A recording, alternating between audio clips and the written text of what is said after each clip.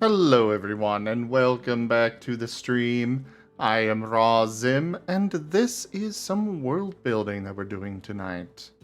I'm going to be working on my Marceps. Rygon's already in a discussion with Taldarius about his Harith and Refuge. And yeah, that's the basics of it.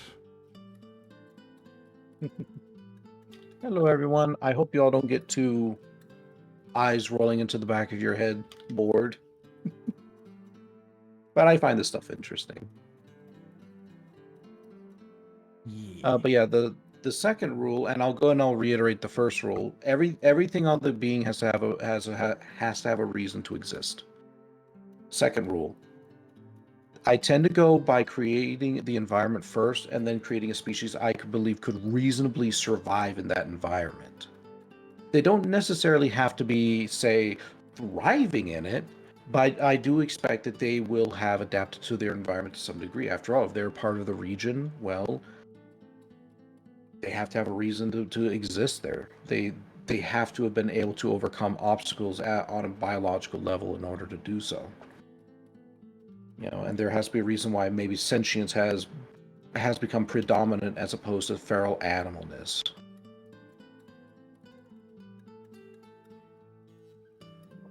So, and you can easily look into something like, say, humans. Humans, why did we evolve the way that we did? Because we evolved on the plains, and that's a long, lots of long distance walking, so we evolved to be able to walk better.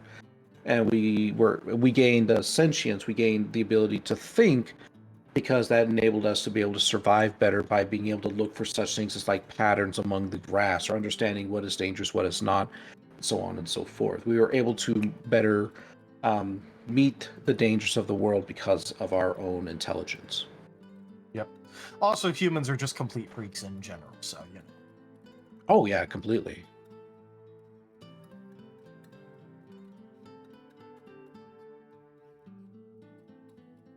Duke.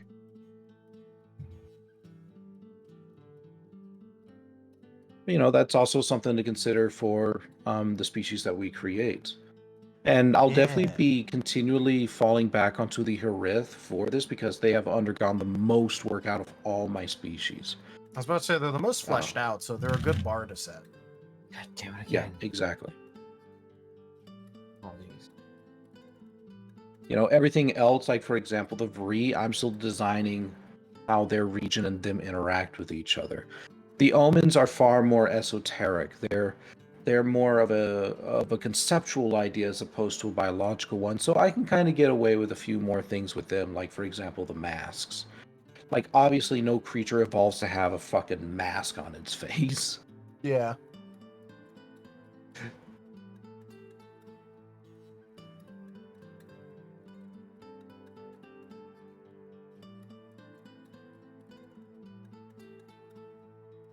Duke.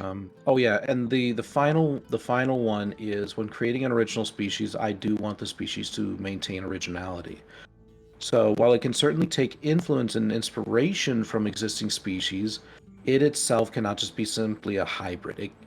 A lot of people, for example, prescribe the Harith as being like a hybrid between dragon and fennec foxes. That's not true.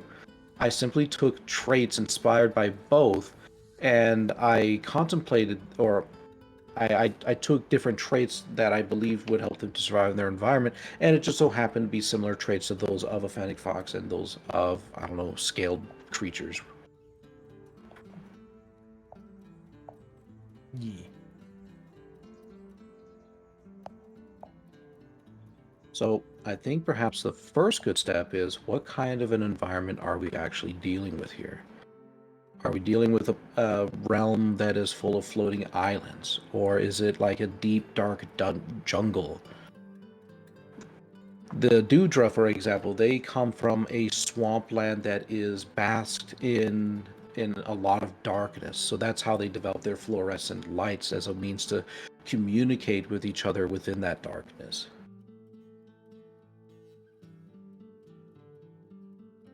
Yeah.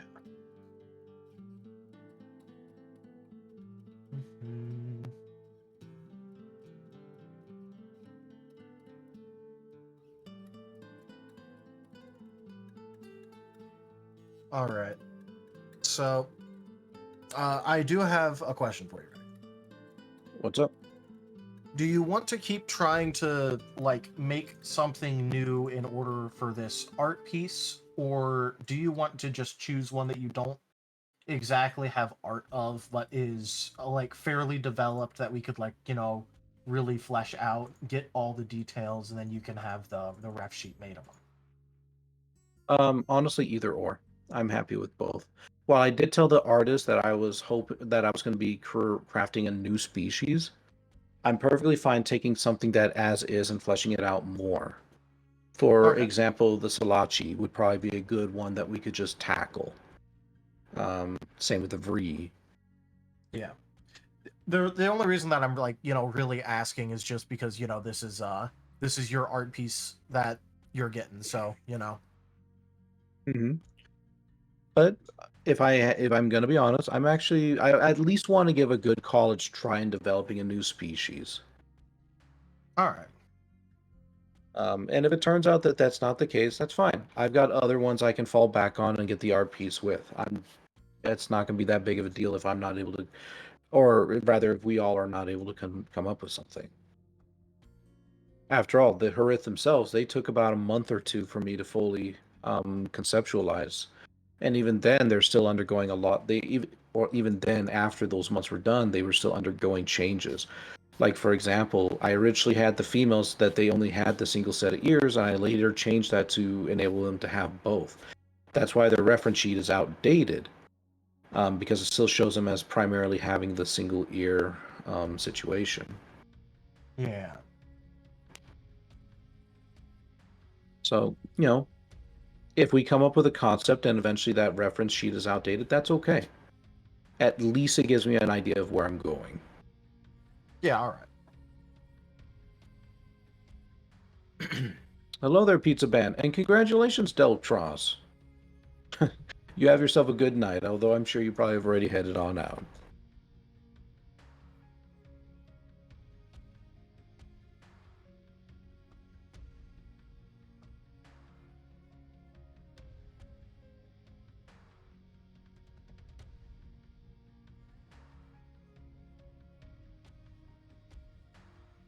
Propel is the weirdest thing that I drink because half the time that I drink it, it's like the most refreshing thing ever, and then the other half, when I drink it, I'm thirstier than when I started. I don't That understand is it. interesting. I don't get it. That would make for an interesting fantasy drink. Maybe it comes into a cup split into two halves. One side makes you thirsty and the other side quenches you utterly. So you take a sip from the one that makes you thirsty, so you can take a sip from the other, and they both balance each other out. This sounds like how you make Slanesh as it escalates. Yeah. Oh, Pizza says hi, Zim. Hey there, Pizza Man. Nevis is one of my characters, Pizza.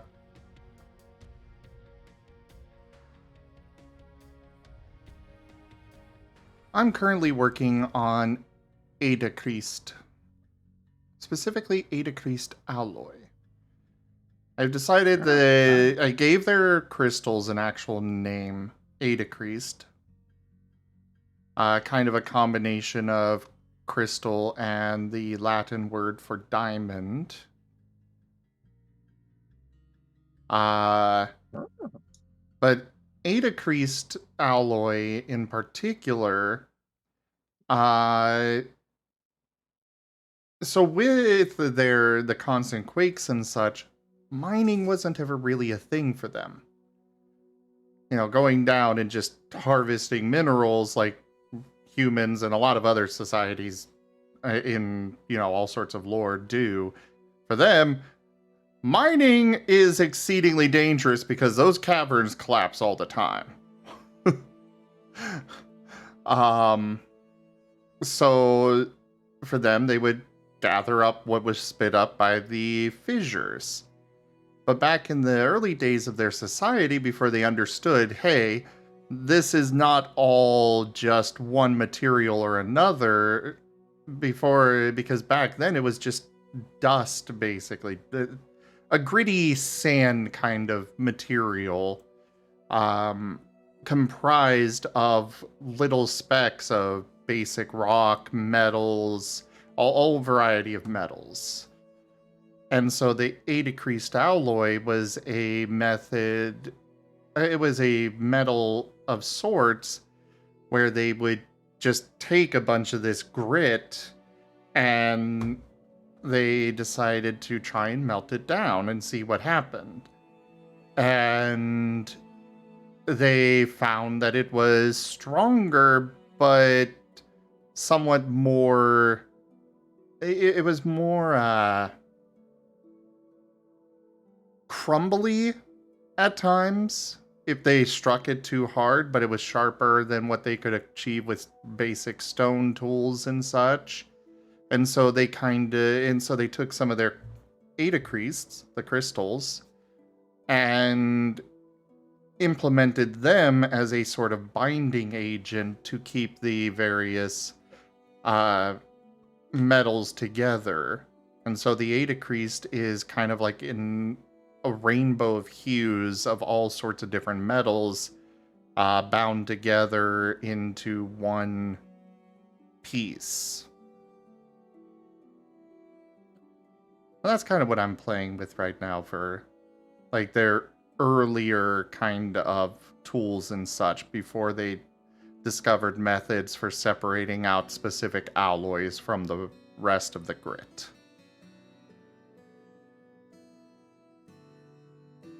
So that's what I'm working on right now.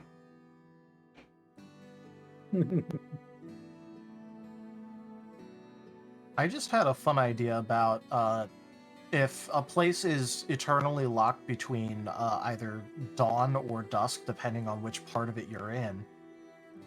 Technically speaking, the farming is best done on like terrace farming on tops of mountains.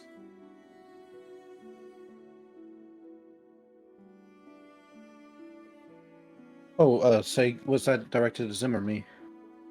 Oh no, I was just talking in general. Oh, gotcha.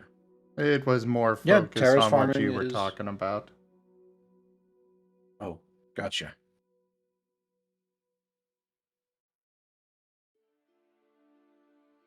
Yeah, terrace farming would be more on the mountains. I mean, I believe you see them largely in like old Inca empires, as well as the modern conceptualizations of the cultures. Yeah, but I was also just talking about like, you know, that would be where it could get the most direct light at any given time. Mm-hmm. Makes sense.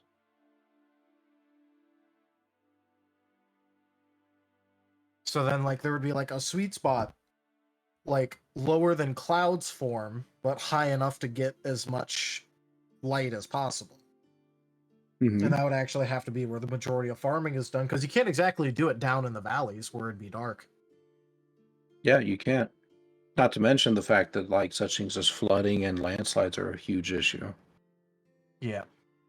Not to say that those aren't necessary, like landslides especially aren't an issue for terraced farming, but at the very least, you're hopefully aren't being flooded. Yeah. Well, if your mountain is flooded, I think you have other problems. Yeah. Oh, is that an ark that's going by? Hello.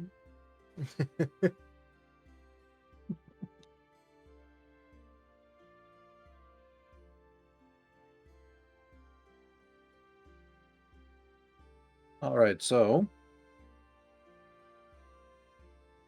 environment. We got to settle on an environment. Do you want to continue working with your liminal, or should we try to figure something else out, or should we take one of the concepts that I've already developed to a certain extent? I'm fine doing any of it, but the only reason why I'm not really like deciding on anything in particular is just because, again, like, you know, it is your art, so. Well, sure, but I'm like, the reason why I'm asking is to see kind of like what grabs people, and then I can work with that. Yeah. Because that's one of the reasons I'm asking is because I'm in indecision land. Ah, okay. Well, I mean, obviously, I like the idea of continuing to work on the thing that has currently captured my interest, but also, I don't want to be like, hey, this art that you're getting, I have this idea about, like, this entire thing. Well, you're saying that like Like, I'm not involved in the process or that I can't make well, the yeah, I final know. I'm decision. just saying it's something that, like, me personally is, like, awkward for me personally. Oh, that's fair. So, like, All right, then it let's. it it feels like without you deciding on something, it just feels like I'd be imposing if I pushed it. No, you definitely would not be imposing at all. Hey, Ezra. And again, Good it's to not like see I can't you. make the final decision. Yeah, and I mean, like, logically, I know I'm not imposing, but it doesn't change the feeling. Is what I'm trying to say. Yeah. Yeah. No, I totally Lo- get you, and you're definitely valid for that. Go ahead, Zim. Yeah, like, oh yeah, go. I was just saying hi to Ezra. Okay. Oh, okay. Go ahead, Taldarius. Yeah, I was just saying, like, logically, brain knows, yes, I am perfectly allowed to say, hey, yeah, we should do X, but then also, like, other part of brain goes, no, you cannot do this. It would be not good, even though it's like,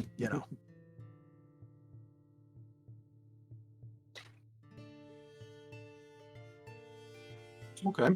Then let's take this land of liminal, right?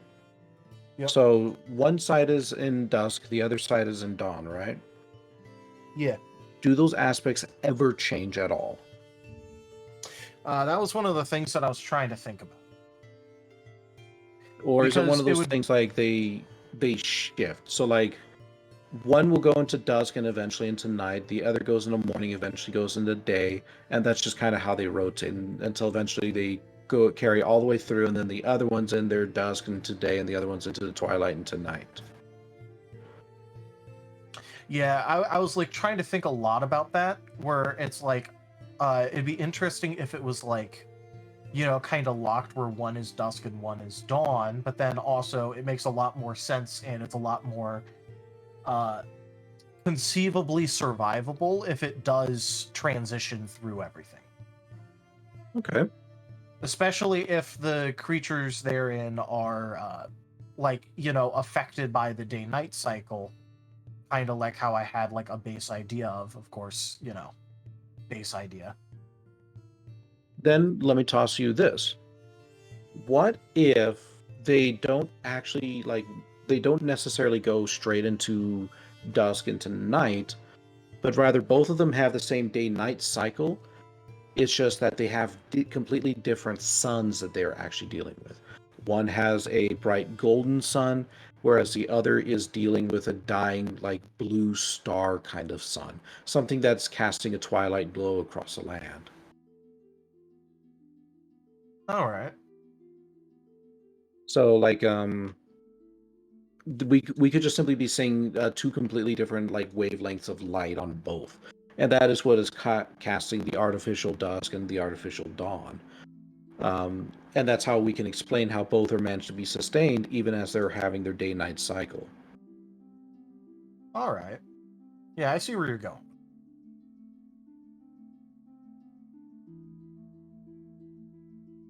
I guess one interesting thing that we could do in order to, like, keep the fact that even, like, at the zenith of the day, it's still what a lot of people would be considered like dusk or dawn or whatever. In that being, you know how in, like, very northern areas, like, for example, like, there are parts of the year where, like, the sun, like, kind of, like, comes up over the horizon and then, like, hangs there and doesn't really go back down properly.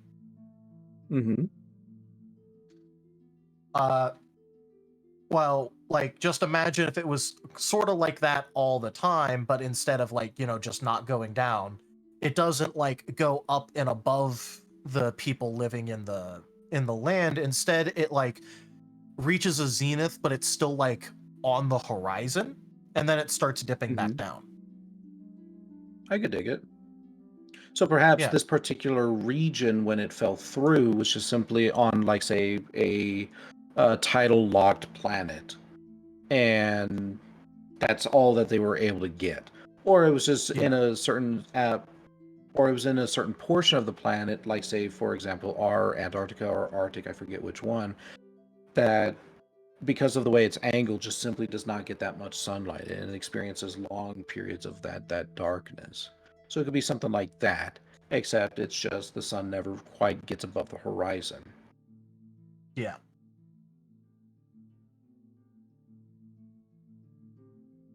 And that would place a special importance on, like, getting what sun you can, because Mhm. though it'll come up and it'll hang there for a while, it's not going to be readily available like it would be if it's like, straight up above. Yeah. I mean, I could definitely dig that. So then, what other special features could we prescribe to this land because of it? One of them would probably be water would be very consistent, for example, because there wouldn't be much push pull from anything for it. Yeah. Or if there is, it could place special importance on a moon, for example. Yeah, which is definitely something to also consider. Like, Yeah. for them, perhaps culturally, the sun is considered the weaker of the two celestial bodies. Yep, and it would give the land that's more ascribed to dawn a much brighter moon because of the brighter star, and then the one Hmm. that's more akin to dusk, the weaker moon. Okay. Hello, Neo. I mean, I can definitely dig that. And then Oh yeah. perhaps we could see not necessarily a conflict, but I think we could actually see perhaps an integration here. All right. One whereupon the same species, perhaps these are two regions that actually came from the same world. So we are looking at the same species and we're just simply seeing an integration of them. I was kind of like And trying to think about that, but I also wasn't sure quite how I felt about it. I'm right there with you, I'll be honest. But I do think it's something worth giving some thought to. Yeah, good Now, old of course, we college could try. always go, yeah, of course, we could always go with the two differing species, and perhaps they have managed to either peacefully integrate or there is conflict there as due to the natural disposition of what's going on. Um, but yeah, I say let's give it an attempt with a singular species, or perhaps the species originally came from one of these regions and then eventually steadily began to transition to the other, and over a period of time, just simply evolved differently. So you essentially see the same member of the species, it's just they have differing qualities based upon what their land of origin is. Yep.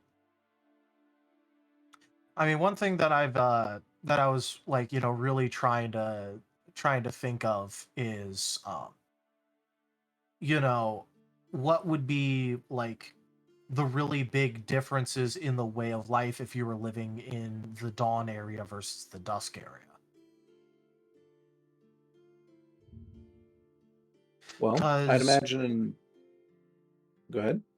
I was gonna say, because like even just thinking about sustenance, uh, when it comes to the dawn area, you have like a much better chance of properly farming given the stronger sun. But in the dusk area, you'd be much more reliant on things like hunting in order to supplement your the daily food requirements. Yeah, I could definitely agree with that. You'd also probably see things like, for example, maybe mining might be more of a big deal in the dusk area than it is in the dawn area. Whereas the dawn area would probably place more of an emphasis on such things as the arts. or Yeah. in areas like what would be a good example? Things that require better visual acuity. More just like fine detail work. Yeah.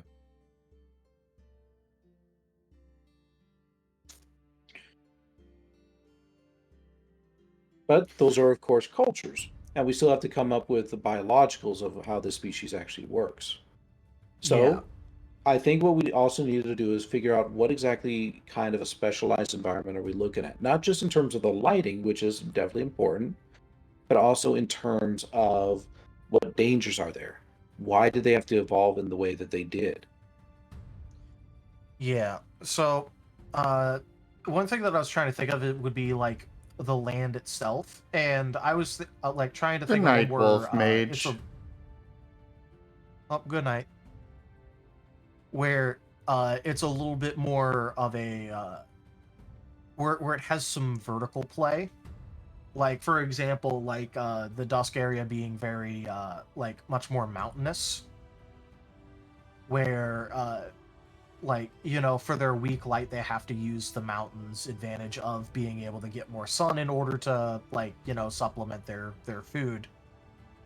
And that would also play well with the whole mining thing, because it just gives more stuff to mine generally if you're in a much more mountainous region.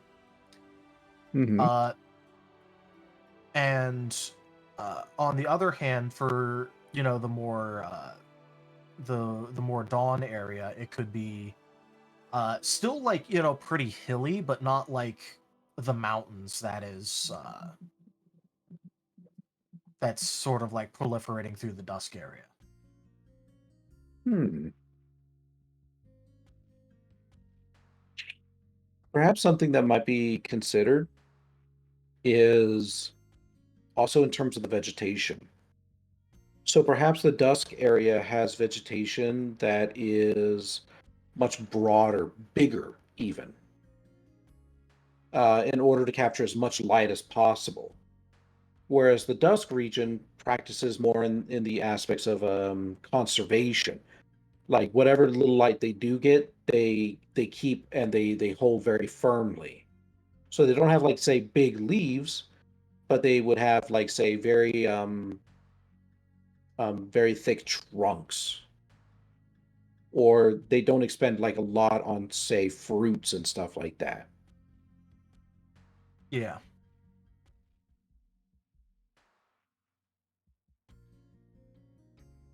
So I mean, just something to consider. So we could look at like the dusk area could be a place that is very much more woodland. So any creatures there probably evolved with that aspect in mind. Um, Yeah. Maybe, for example, they have better climbing skills if the trees are big and tall, or perhaps they carry some natural implements upon them to help them cut through the vegetation or move through it better. Yeah. Well, one thing that I was also thinking about is that places like mountains are generally like very windy. That is true.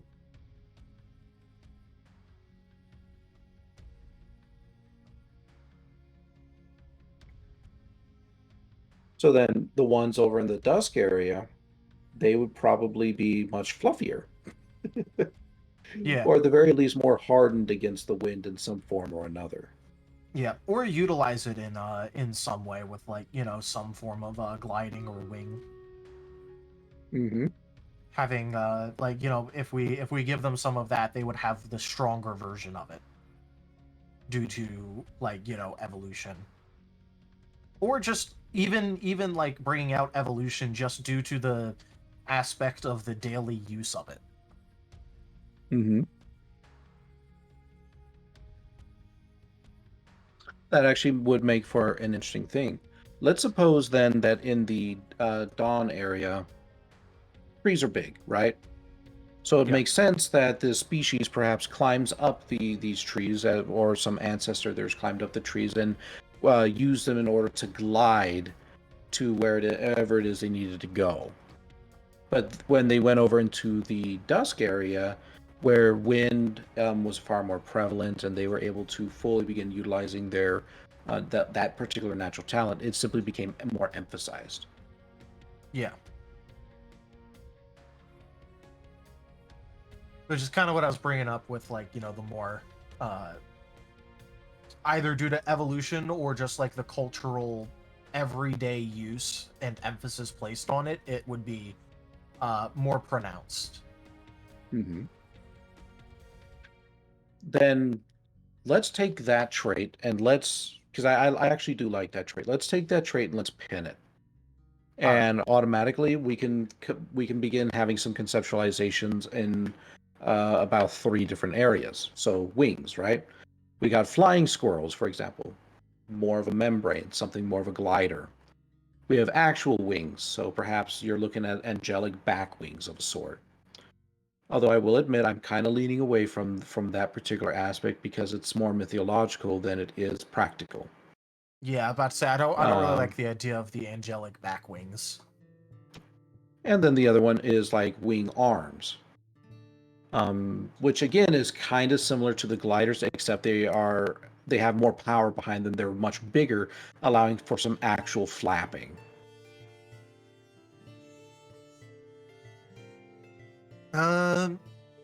I think at least in the more mountainous area for the dusk, like being able to at least like kind of control where you go besides just where the wind pushes you sounds like it would be a lot more advantageous. So being able to push where you're going to go. Well, yeah, because like winds are naturally very capricious and can change on a dime. So being able to, like, let's say that you're trying to use the wind in order to go somewhere. And like, let's say that you're just like, gliding.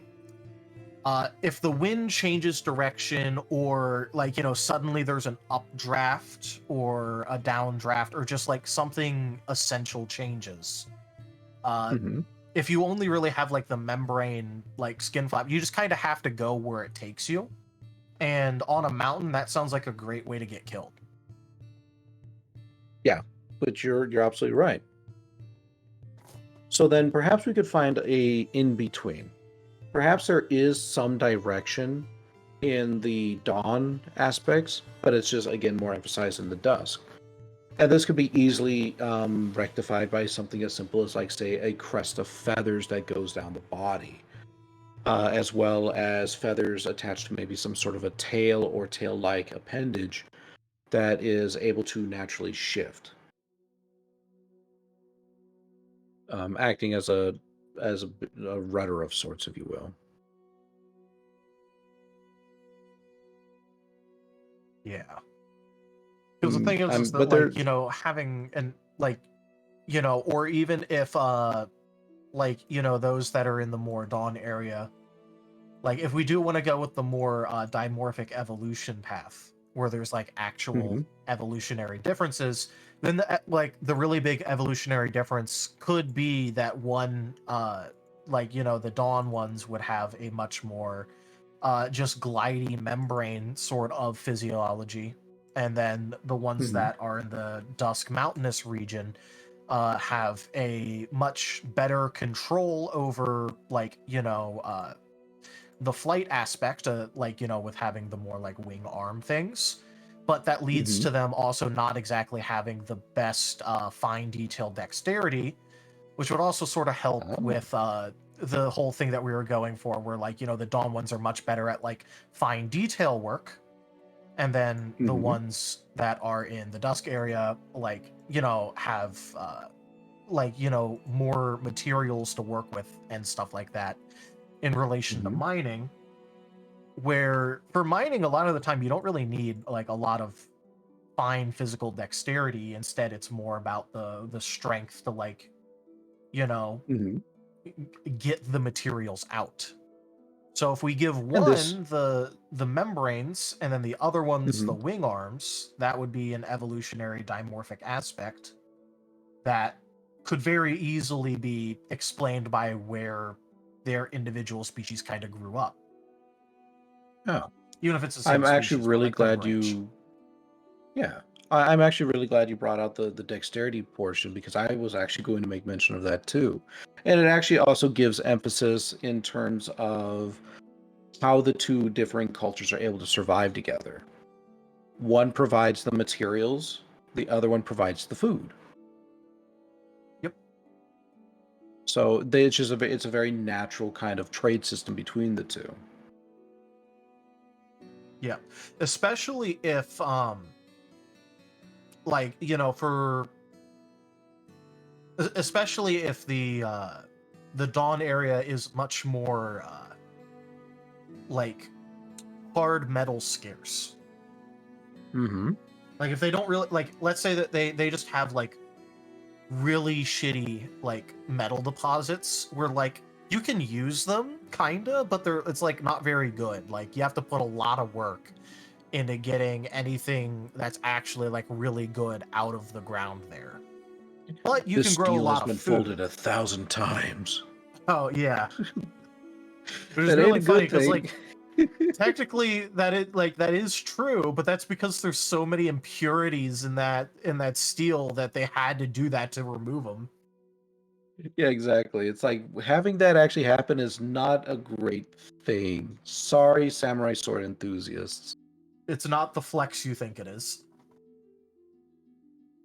But yeah, so like imagine imagine if the Dawn area sort of had like, you know, the metal situation of Japan where like, yeah, it's usable, but it's kind of like shitty. Mm-hmm. And then so it sort of gives a thing where like, you know, they kind of need the metals from the Dusk area in order to properly work the land, defend themselves, things like that. And then the people Mm-hmm. in the Dusk lands like absolutely need the food. Like they just straight up need the food. Yeah. Like they're Not able to to mention, supplement with yeah, hunting, but their land is just simply so poor in nutrients that they rely on that. And both understand that this is a necessity because otherwise the Dusk area would just straight up have to start raiding the Dawn area in order to gain what they need. yeah, which could even have a like a cultural history of, Yeah. especially given that by nature the Dusklanders would be much more warlike, considering that Mm-hmm. they have a hunting culture even like in the throes of industrialization. Yeah. Which then would probably mean that we're also taking a look at a species here that is omnivorous with some predatory emphasization. Yeah, So we're probably looking at such things as like muzzles. Maybe they have a great sense of sight since they've been flying, and perhaps a decent sense of smell. If we had to prescribe anything in terms of them being poor at, though, we probably would take a look at their area of origin, which would be the forest, and say, I don't know, maybe fine-tuned hearing isn't really their thing, or maybe the smell isn't really their thing. yeah. Well, it also would sort of help to like look at uh you know the way that they normally move around with the mobility, because if we give one the more like membraney like gliding but not like the actual like flapping power like for the Dawnlanders, uh Mm-hmm. it would sort of just give way to like a really big weakness of like those being damaged, Yes. because then all of a sudden the main mobility that you use to get around safely is absolutely like scuffed now, and now you would have to travel along the the floor, which is a lot more dangerous, not only because it would be darker because the light wouldn't reach there as well, but also because that could be where their main predators would exist at, Yeah. which is why they Which is wanted to actually fly in the something first place. else. Right. Which is actually something else that we will definitely be touching on. Um, which is how is it that these lands haven't been conquered and integrated? There's probably some special quality to the lands, and it could be in terms of, like, say, their wildlife is just simply that dangerous, or perhaps the land itself is just simply that convoluted that it's hard to conquer. Now, that's not necessarily a discussion we have to have right now, but it is something we are going to have to consider as we continue to discuss the biological and whatnot of these species, Yeah. because they're going to have to survive in it. Oh yeah. Yeah.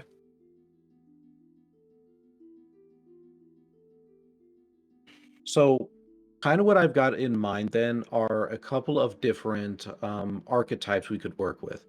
One of them is obviously the flying squirrel archetype. The other one is and I always forget its name, it's like the Raptor, the feathered raptor archetype.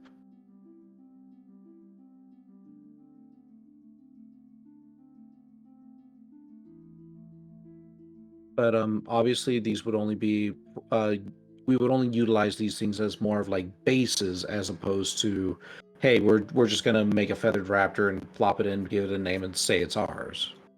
Yeah.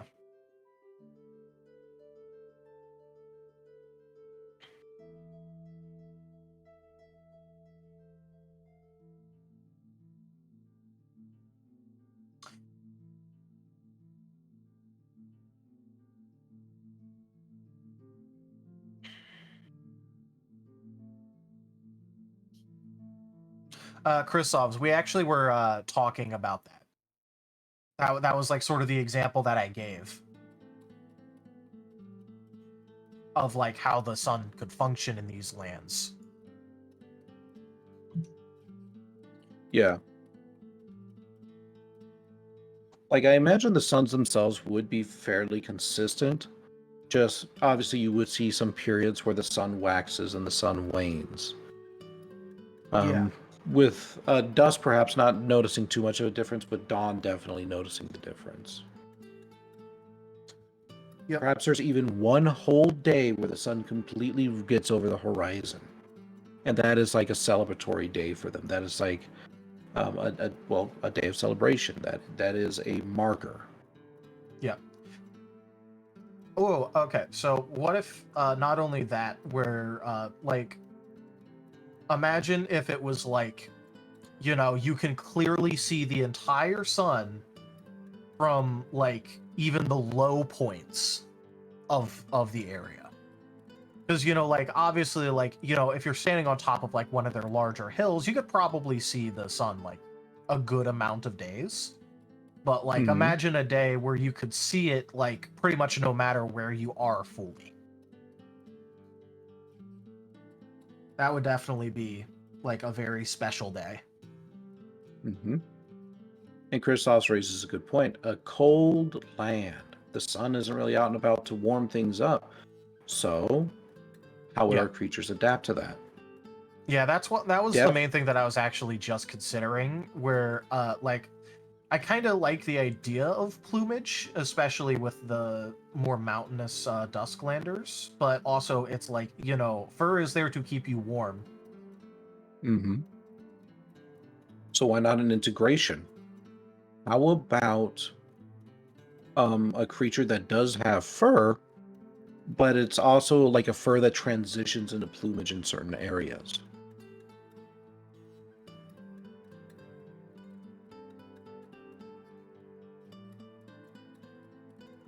All right. Do you mean like having like a more like spinal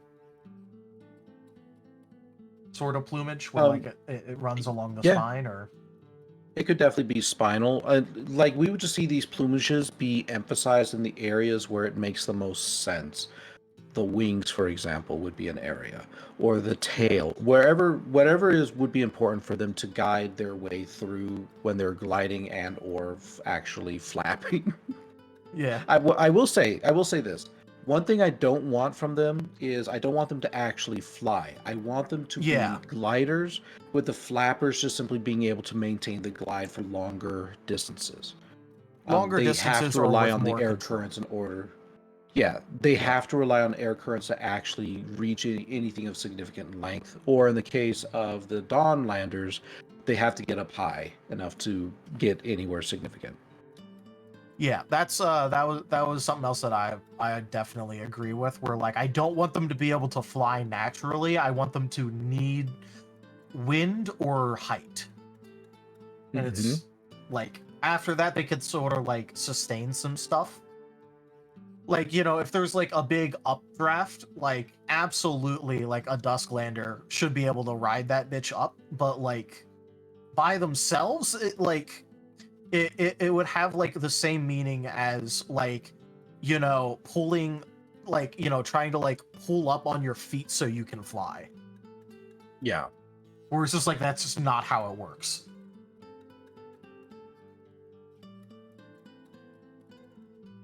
So that's actually something you could probably see in terms of their culture.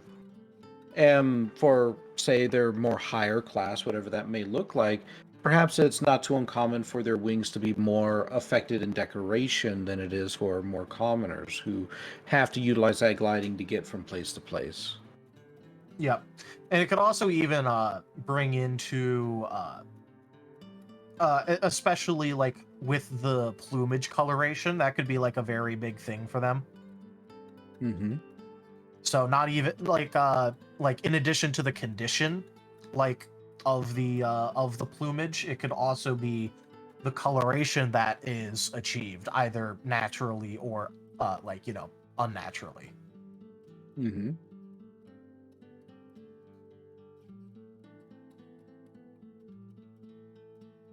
That's actually interesting in terms of color.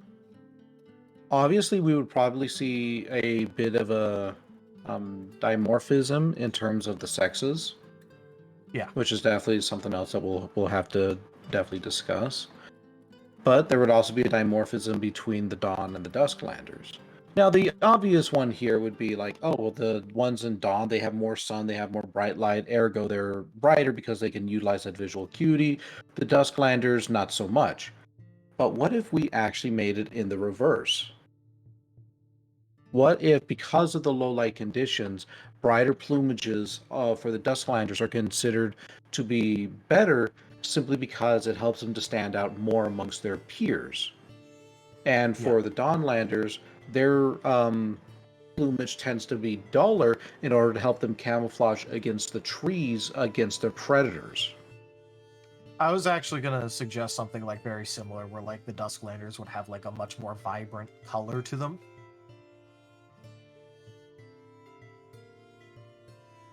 So yeah, that definitely works with me. Okay. Then I'd say let's definitely mark that one down as well, and we'll attach that trait to the overall concept. Yeah.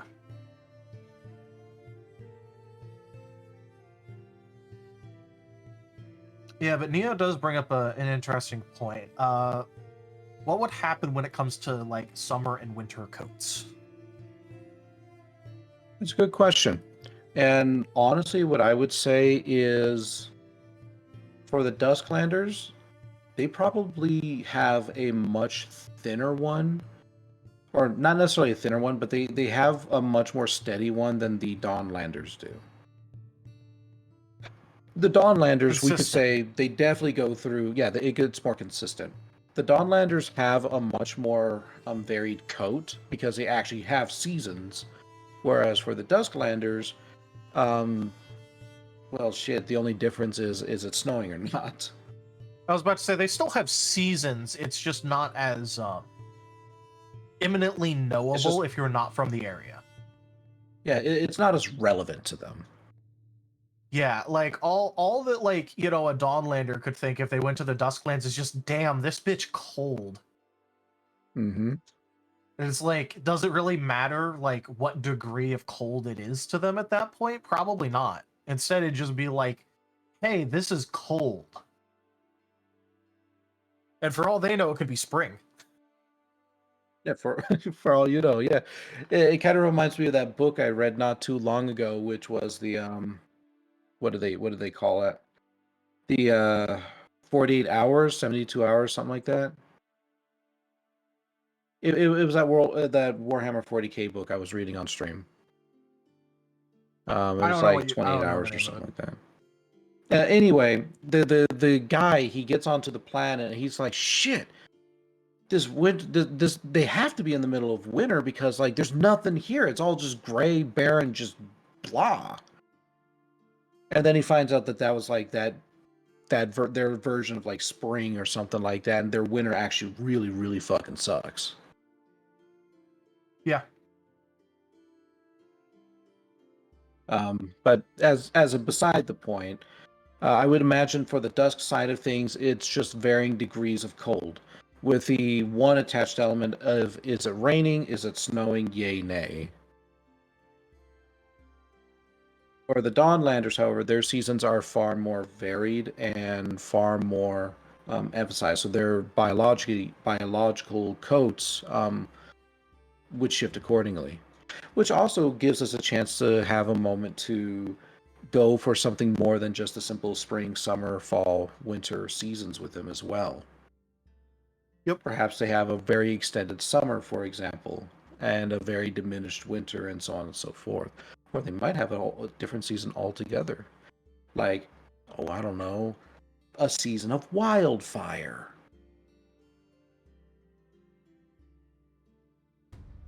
But yeah. I was actually thinking of like, for example, like also trying to think about like the cultural integration where the Dusklanders may not give a shit that it's considered winter in their own land. They'd be more concerned about the fact of, hey, less food grows in winter, so the Dawnlanders can't give us as much food. Ooh, that is a good point. So perhaps they also track themselves according to the seasons of the Dawnlanders. Just Yeah. because of that one issue. Yeah, that's a good point. Yeah. It'd be the same thing as, like, you know, in Portugal, it doesn't really matter what the actual like temperature is. You care if it's monsoon season if you're going into the Indies. Mm-hmm. Where, like, similarly, it's like, does it really matter what X, Y, or Z quote unquote like season it is in the Dusklands, when the Dawnlands, it's their version of cold, as much as a Dusklander may scoff at their idea of cold. And food don't grow as well in cold, and they know that very well. True. There's also different things as well. Suppose that, for example, the Dawnlanders deal with a shit ton of predators. There could be such a thing as a waxing and waning of their predators as well. So perhaps spring is actually considered to be a really dangerous time, because that's when essentially the predators repopulate. Yeah. Or we could Hey, even try tie not to some get eaten, predators. Go ahead. I was gonna say we could even tie, like, you know, some of their predators to the moon cycle. Mm-hmm. I could dig it. Especially for the, like, you know, because of how much emphasis they place on the light. Imagine a predator that specifically goes out to hunt, like, the most when it's a new moon. Oh, I like that. And Neo also And brings up a good point. Perhaps the Dusklanders frequently venture into the Dawnlanders' realm not to raid, but to hunt. yep. Yeah, that was actually one of the important points that I was going to bring up about them being more warlike and combat capable, just culturally, Mm-hmm. and even like a little bit physically, but more culturally. Yeah. So then we're also looking at things like, say, pack tactics, which means that they have to have some way of pack communication. This could be in terms of vocals, scents, lights, or even body motions. Yep. So that'll Which could be something we'll actually definitely have to consider. which could actually also play like an important role with the plumages, Mm-hmm. especially for actually it'd be really interesting if it's like especially for the Dusklanders, because like they have the much more vibrant plumage, which is could be one reason why they have such vibrant plumage, is that it is a good way to communicate in the very windy areas where it's hard to get sounds and smells through. Mm-hmm. And there we go. That So could be perhaps a bit of a difference then, that the Dawnlanders communicate more through vocal communication, where there's not as much stuff blocking them other than the trees themselves or the foliage. Whereas the Dusklanders communicate more through their plumage. Like, both do, it's just simply more emphasized with the Dusklanders than it is with the Dawnlanders. yeah. Yeah, it can even lead to like some really funny things. Where like I know that this is just like pure crack idea, but it's like imagine like a bunch of Dawnlanders looking at like the silent Dusklander, and like trying to like guess, oh, what are they thinking about, like the same sort of meme of like I wonder what he's listening to, where it's like the Chad guy and the girls talking about him. But instead, like, it's just the Dusklander thinking, why are they talking about green bean soup? Just like with This the, also because like how they're standing just naturally, it just has like a funny nonsense meaning. It's just like, why are they trying to tell me about green bean soup? this actually does raise a bit of an interesting point. Obviously, they both probably utilize pack tactics in some way, which helps to give rise to the intelligence. So we've got that box now checkmarked.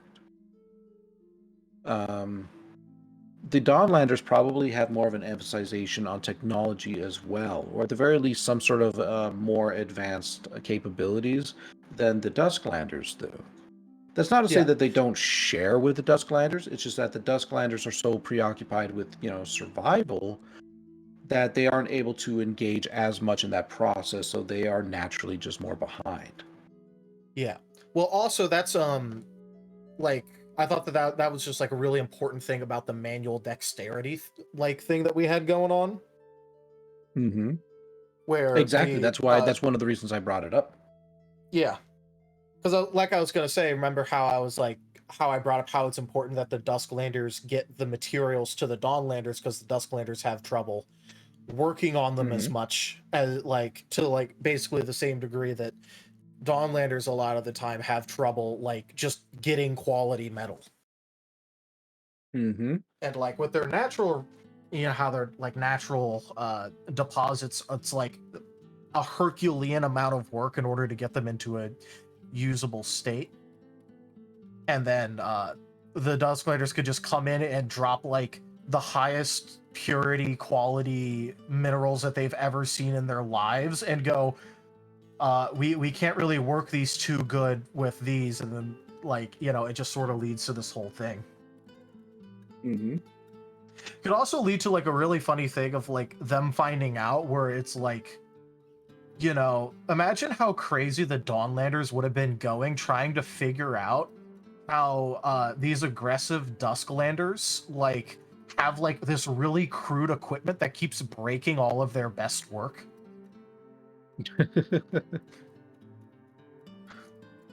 Where like, imagine you have the meme of like a blade folded 1,000 times and this guy just like comes out of nowhere with like what you would consider to be like a slightly sharp bat, and then just like completely breaks your masterwork weapon. I love it.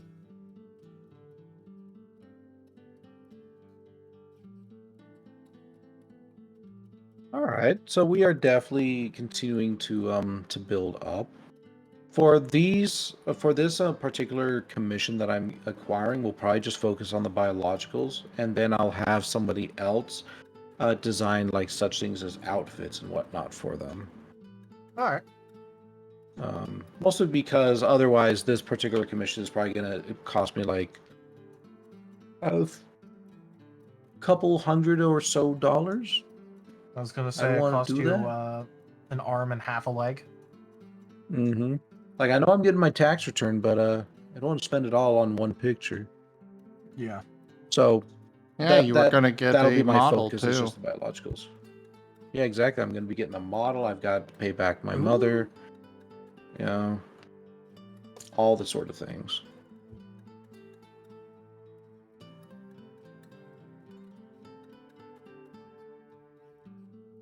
But yeah, I think that's All right. that would be a Go lot ahead. of like the biological dimorphism between the two Mhm. between the two areas. I like that. I think that definitely works in terms of the biological dimorphism. We'll concentrate on sexes here in a little bit, but now let's start hammering together some of the more essential features of their biology. One, They probably have claws, right? I was thinking so. Because they have to climb. Yeah. 2, they probably have relatively powerful tails in order to help them guide themselves through the air and the currents. Yeah. These tails will have plumages on them of a sort. 3, they utilize fur that also extends itself into plumage at certain areas. Due to their omnivorous diet, we are probably looking at maybe a bit of a shorter muzzle. So we're not going to be seeing something longer. We're going to be seeing something shorter. Although for the dusk, this is probably changed up into a bit of a longer muzzle since they hunt, since their primary source of food is hunting. Yeah, I definitely agree with that. Eyesight would be good. So in terms of like say pupils, we're probably looking at the rounded pupil. Yeah. With the dusklanders possibly being far larger in order to take in more light. I'm going to say that their sense of hearing is going to be decent. So we could probably put on for them... What kind of a hearing would be good for both the dawn and the dusk? Because, like, say, something like, say, freaking rabbit ears probably wouldn't quite work. Yeah. Although I do have one thing to bring up about the eyes. We could also go with like the more like slit cat eyes. That way they could see like in the brighter areas as well as like the really dark areas that aren't getting any sunlight, because that could be happening at the same like literal time of day. Okay, yeah, I could agree with that. Like I don't want to like lock that in, but like as a like something to consider while we're going over the rest of this. Yeah, I can definitely agree with that. Because you know the cats have those specifically so that way they can like quickly like open and close them like aperture lenses.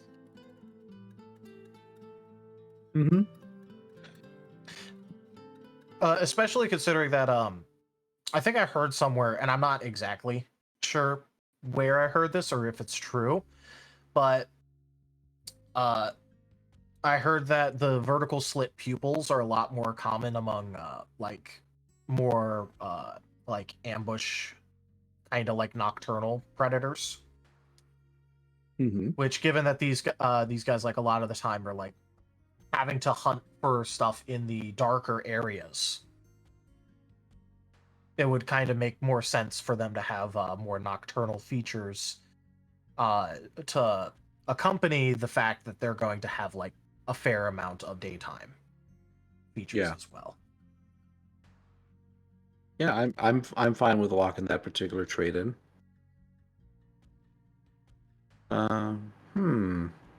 Yeah, well, it like the one thing that I do want to bring up is that it's like, you know, vertical and rounded, like a lot of times are like interchangeable. I just wanted to bring up the the distinction. There. Yeah. I mean, I'm perfectly fine with it. Let's go ahead and let's lock that one in. All right. Now, I don't want these to just simply be cats with wing arms. So we got to think of something else that takes a step away from that as well.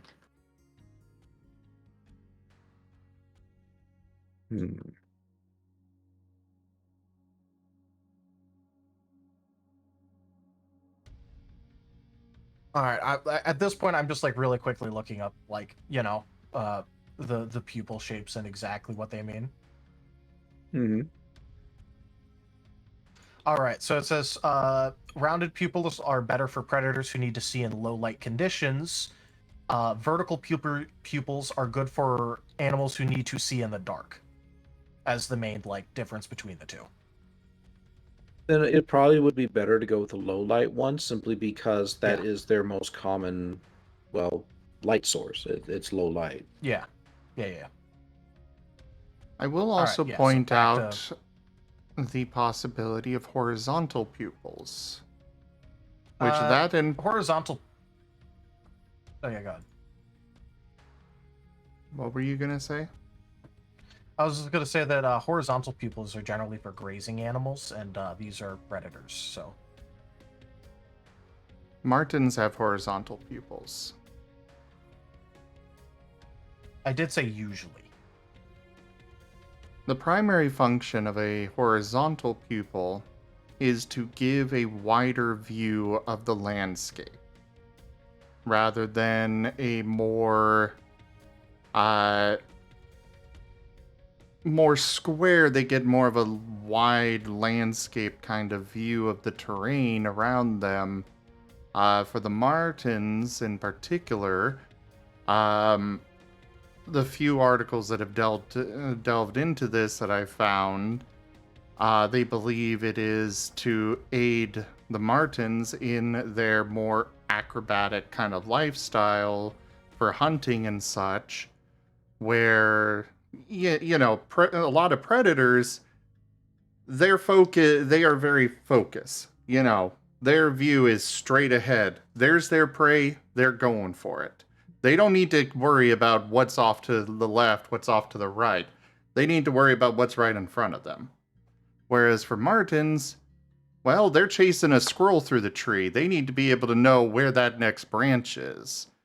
And for a lot of grazing animals, yes, for them they're trying to keep an eye on everything around them to know when that predator's coming up. But that is a possibility. While yes, it's infrequent in predator species, it is still present and still a possibility.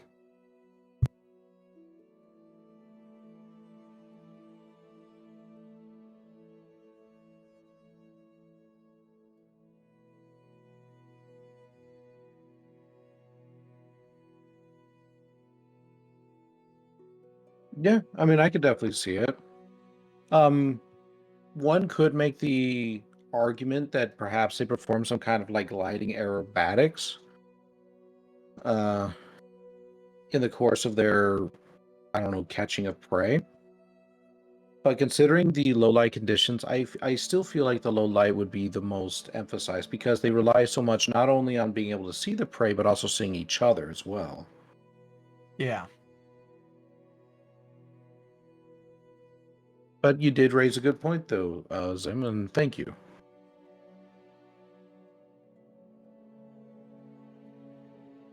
Just trying to put my thoughts in there. I appreciate it.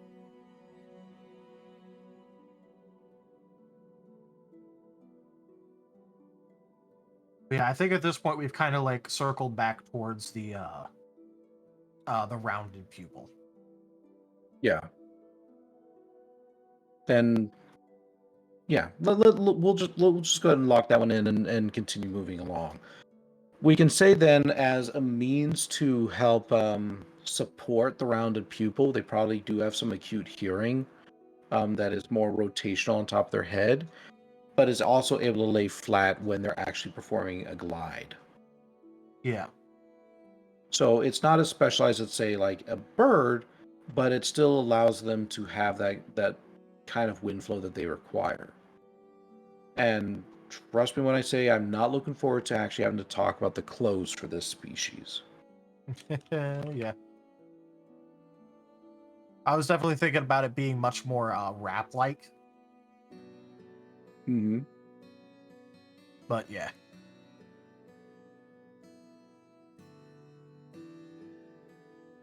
What I could actually see with this species is not necessarily like taloned feet, but definitely some way to help them keep a hold of their prey.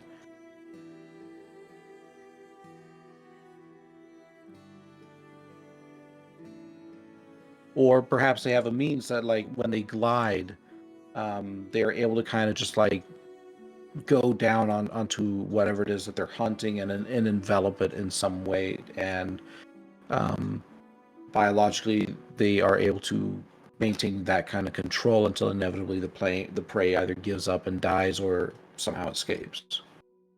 Yeah.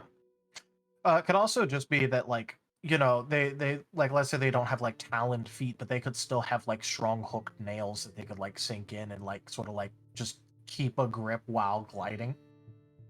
Mm-hmm.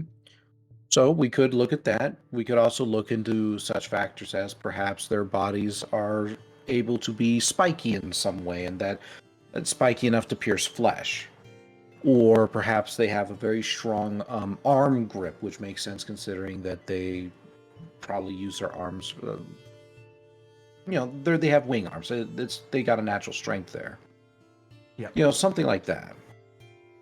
Yeah. By the way, Neo, that's called being a pursuit predator. Yeah, and considering that they have gliding as both an evasion and as a means to get around, and as we're kind of discussing here, potentially as a means to uh, acquire their prey, I don't think this particular species would be very much in the way of marathon hunters. Yeah, they wouldn't exactly be a pursuit predator. They'd be more ambush. Yeah, which definitely Especially if raises they, the if, interesting especially, question of yeah. their adventurers. Sorry, if you're an adventurer, that takes some walking.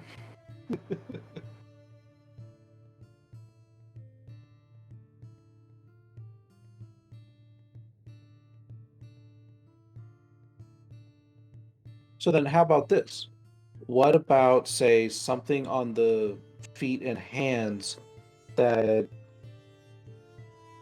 is somewhat like retractable, but also but it doesn't. Yeah, we'll just say it's retractable. All right. Maybe something on the tail as well. Could also, instead of it just being like on the feet, could also just be on their legs in general. Okay. What do you got? Well, okay. So the thing is that they like, very very glide heavy. Mm-hmm. So, with like, sort of like what I've been figuring out is like, especially with like the wing membrane thing that we got going on with them, with the feathers and all that. Uh, that sort of leaves their legs as underdeveloped, to say the least. Mm-hmm. So it could definitely give their legs something to do biologically. I could dig it. Speaking of which, we should probably take a look at how flying squirrels tuck their bodies in and use that as an inspiration for this particular species.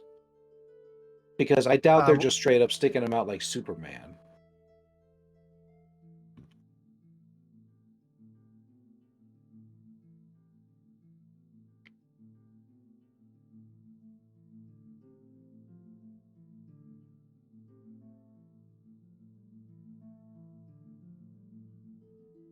what do you mean by that?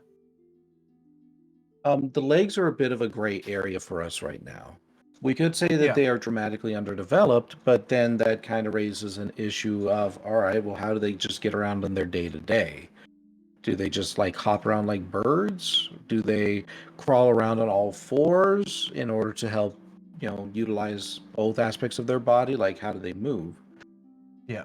Which for a Well, sentient species is obviously they got to get around. yeah. I can tell you that for flying squirrels, at least like, when I held one a while ago, like the membrane does go from like their fingers to their feet, basically. Mm-hmm. But you know, I mean, that makes sense. It really does. But then it also raises the whole thing of like clothing, carrying equipment, yada existing in yada. general. Yeah, existing in general. Like, why would they have bothered developing uh, uh, pack mentalities and intelligence if they already had everything they needed in order to survive? Yeah. So we've got to find Uh, some way to detract from that, I think.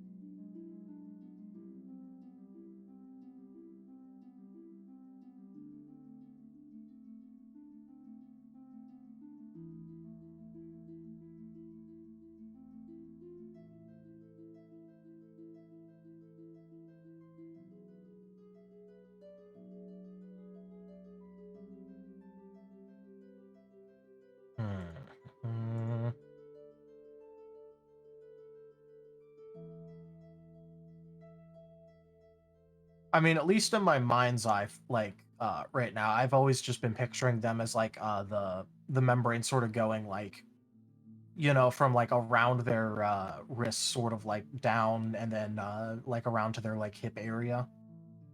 Mm-hmm. What have you been sort of imagining it That as? that's been about the same for me. Okay.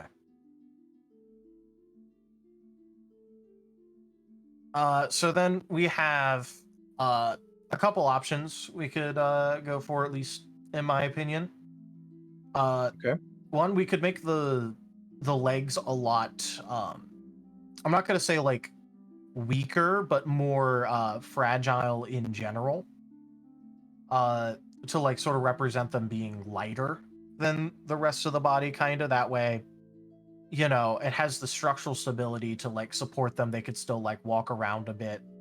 Not exactly the best option for their mobility, but they could still do it. And it also Mm-hmm. means that it wouldn't be like, you know, the worst like weight balance towards them gliding. Especially considering the fact that we do want the land that they live in to be like fairly windy.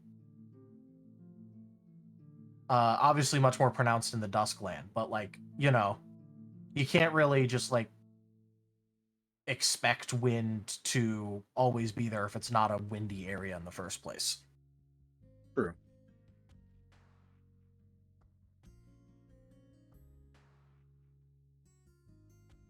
Because this does need to, because like their method of mobility has to be at least a uh consistent enough method for evolution to have happened.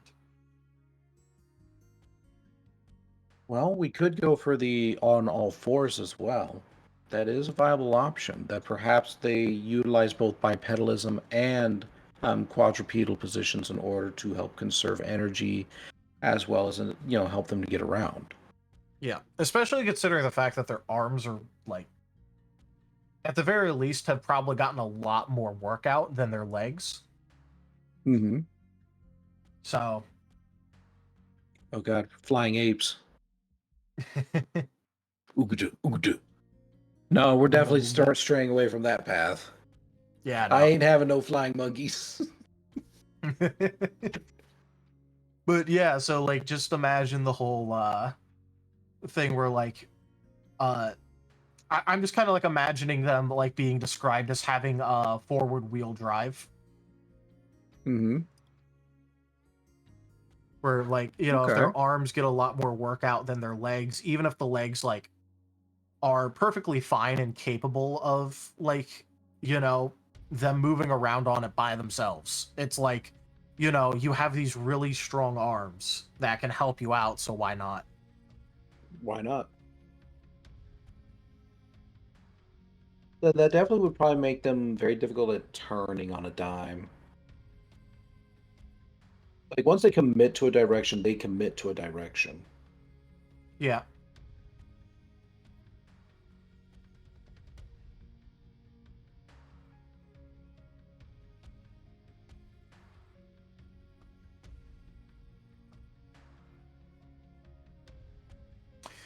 We could also make it like a really important part about like for them trying to be a warrior.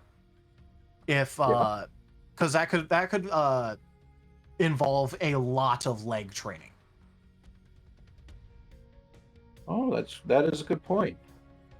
Because like imagine like their warriors, like they could like just straight up like have to train their legs constantly, and like having well-toned legs or like strong legs could even be like the same sort of like visual indicator of holy shit you're ripped, as like imagine you walked around and this guy had like perfect like 8-pack. And it's just like, Welcome holy back, shit, Archie. you're ripped. Yeah, I could dig it. I could dig it. So like having like really trained legs could be like, so let's say like their legs are perfectly fine by default. Like they don't have Yeah. like really weak, super fragile legs. Instead, it's just like they just don't culturally use them as much. But the warriors a lot of times will have like much better trained legs, because a lot of their training involves the fact, hey, if you want to use weapons, you got to be on 2 legs. So you have to be able to move around fast and consistently on 2 legs.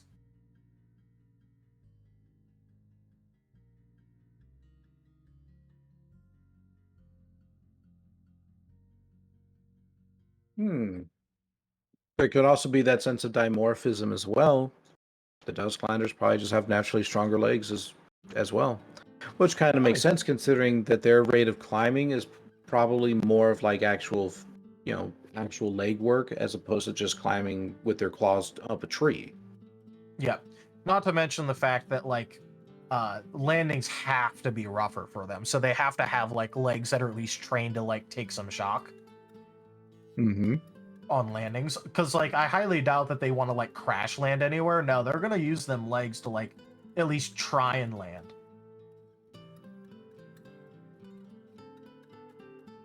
That's actually an interesting thing you brought up. Perhaps that could be something that is used in their predatory course of action, where at the moment of impact, they spread out their legs in order to help better capture the prey. All right. Especially if we give like their give them like the like retractable like claw things that we were kind of talking about, at least for like some part of it. So that way when they do that and they wrap, then they could sink in, and then Yeah, we could probably actually see this as like specialized feathers on their legs that are just simply able to, like, they're harder, they're tougher, they are. I'm not going to necessarily say sharp or anything like that, but perhaps they're just more enveloping. Something like that what if just they makes it difficult. what if they like just naturally like are really good at initiating friction? Oh, how do you mean?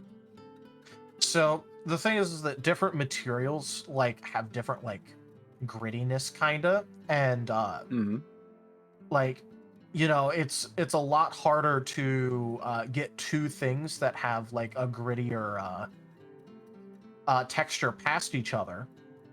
So like let's say they manage to like wrap their legs around something, the feathers or whatever, or for whatever we want to give them on their legs, could have like a very gritty texture to them. So that way, like when they wrap, it's very hard for their legs to be unlocked by force due to the friction.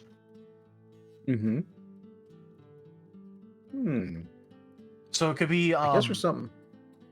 instead of like trying to like hook in, instead it could be a more like friction shear force. Honestly, for something like that, I think I just have to see it, like actually see it conceptualized. Yeah. So do you know what a shear force is? Yeah, I mean, I get what I do get what you're saying.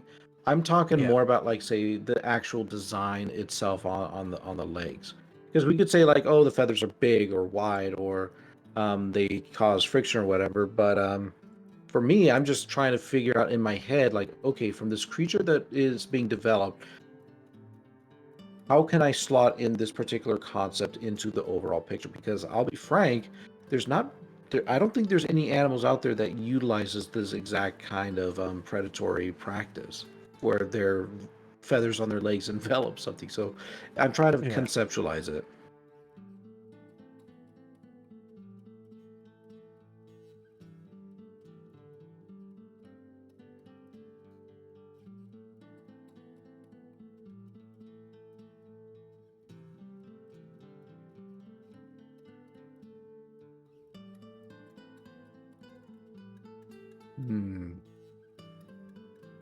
I mean, we could always just go with something different. I'm just like, I was just using it as an example. I say let's go ahead and let's slot that one into a maybe pile, and let's see what else we can come up with. Yeah, I like the idea. It's unique, but I'm trying to just wrap around it. Okay, yeah, because the only reason why I really thought about it is because a lot of feathers will have interlocking barbules. which is like how they maintain their flat shape. Now that. Okay. So like that's why like when you pick up like let's say you pick up a quill, you know how like the feather like generally keeps its shape. Yeah. It's because the feathers actually have like really really tiny hooks that hook into each other.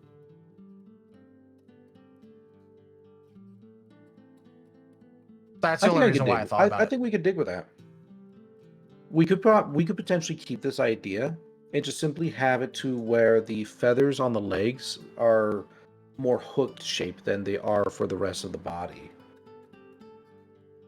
To kind of like act as like a bit of a Velcro patch against themselves or something. Yeah. I mean, that was sort of like the idea that I was like going for, where like, they could like use their feathers to like kind of like Velcro with each other. Yeah. With the accompanying nightmare of trying to maintain leg feathers that do that.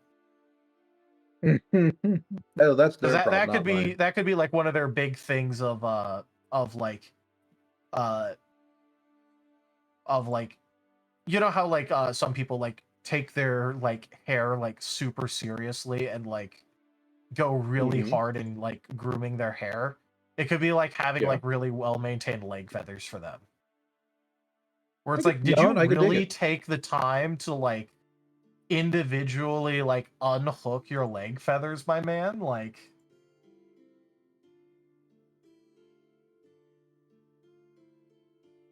so it could definitely be a thing where it's like, yeah, they hook into like those feathers, they hook into each other, but the problem is that they also like hook into each other like all the time. So It's probably like their version of like having a cowlick or something like that. yeah. It's like, his feathers are stuck together. Yeah, or even just where it's like, imagine like just like everyone has curly hair, and it's like you see someone like doing their best to have straight hair. Like imagine straight hair wasn't a thing, and like everyone just had like hellaciously curly hair, and you see someone like doing their best to try and make it like stay flat. It probably has like the same thing of like, are you really trying for that?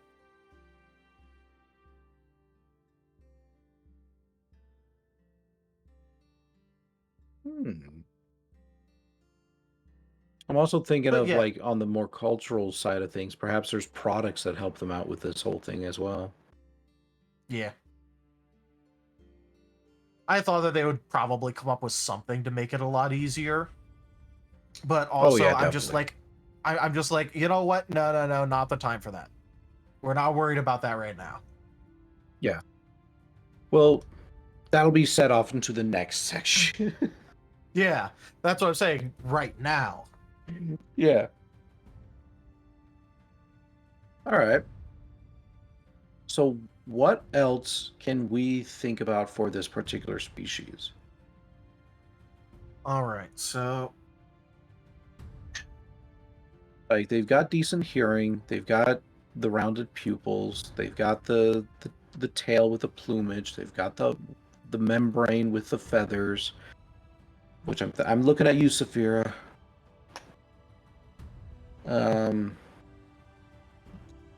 We're looking at definitely having legs that are part of the predatory process. They've got the interlocking feathers. Oh, I already feel sorry for the artist having to conceptualize this. And we're making sure to emphasize this is not a monkey, this is not a cat with wings, this is its own thing. yeah, and like, to be fair, from like how you described it to me, you did say, "Hey, we're coming up with like an entirely new thing." So they did kind of agree to it. Yeah. Well, I'm just going to make sure to emphasize that to them. It's like, please don't make this just a cat with wings. Please don't make this just a monkey with wings. This is very much its own thing. And if you come up with one of those other things, like, that's not to say they can't have those qualities, but those can't be, It can't be. there can't be so many of them that it's just a cat or just a monkey. Yeah, it can't be like prominently, hey, this is just a cat with like squirrel wings. Yeah. And I will definitely be giving them the Harith and the Duga or the Dudra as examples. Both of them are their own species. You're not going to look at them and just simply say like, oh, well, that's just a fucking fennec fox, or that's just a fucking salamander. No, they are their own things.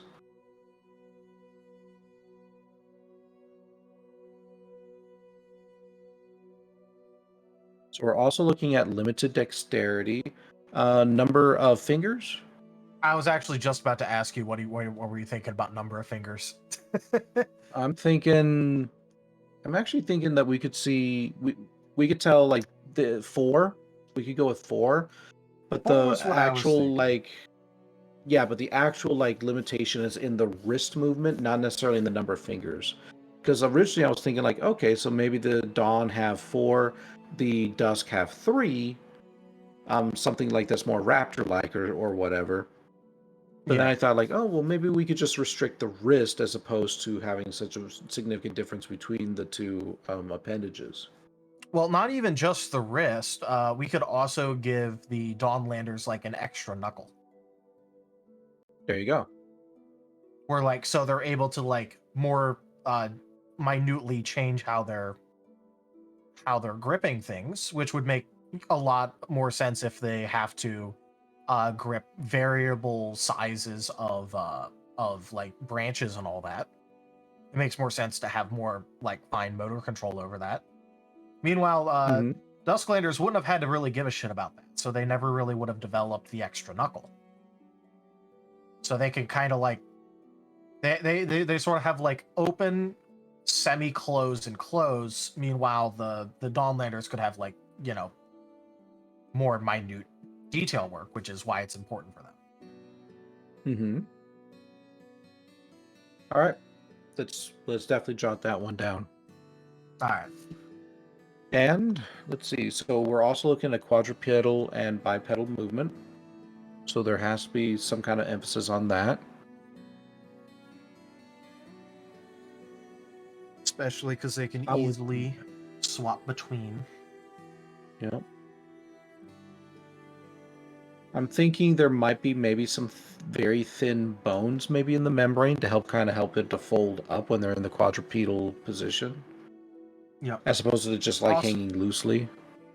I was going to say also just to give it like, you know, some reinforcement. Mm-hmm.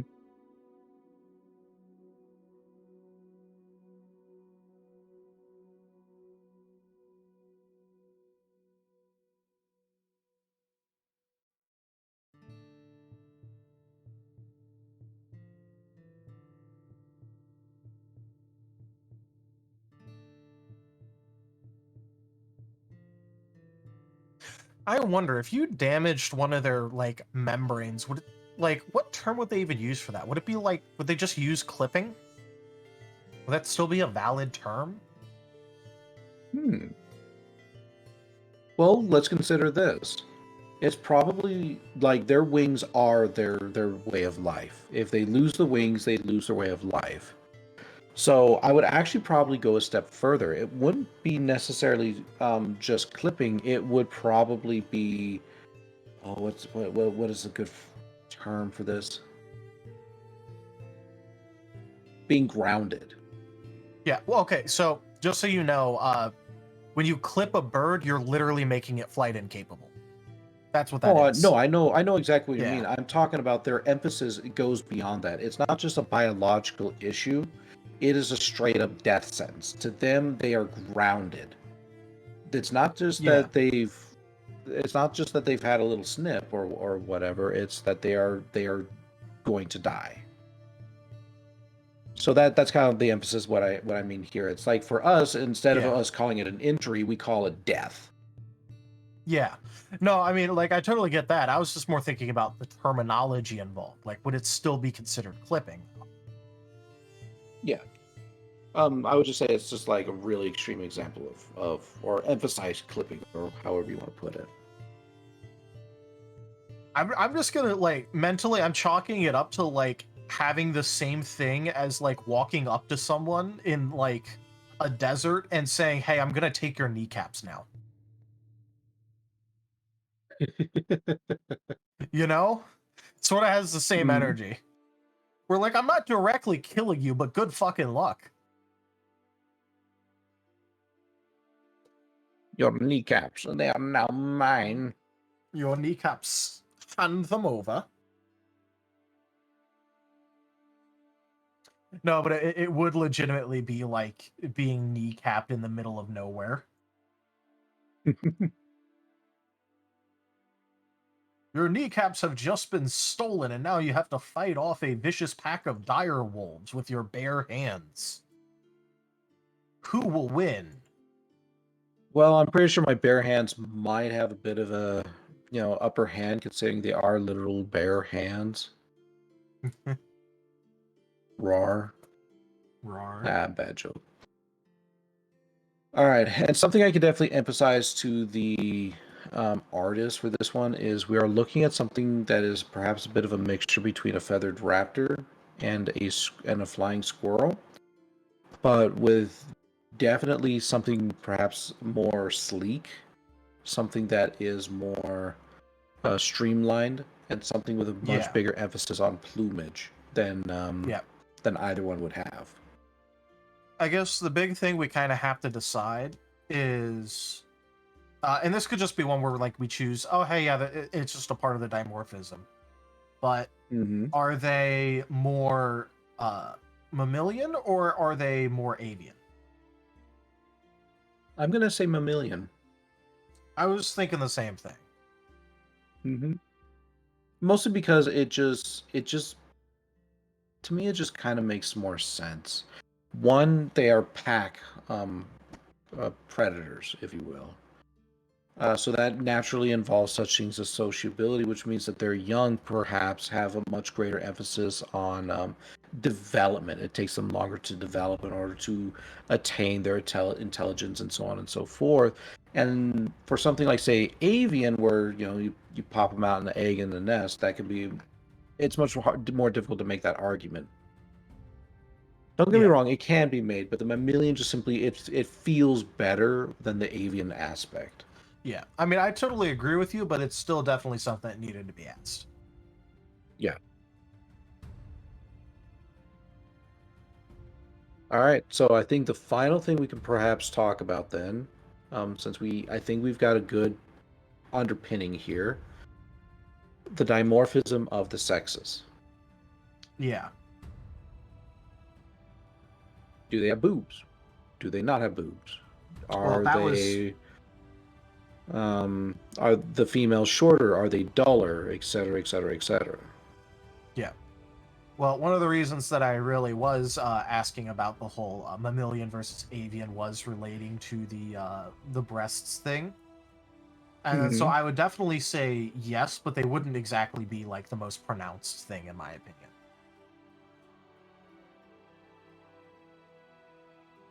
Well, like consider the thing is that aerodynamicism would be important. Mm-hmm. Like even if they can't fly, they still need to glide. And if you're dealing with like a bunch of friction of flappy mammalian bits, not exactly the most aerodynamic thing.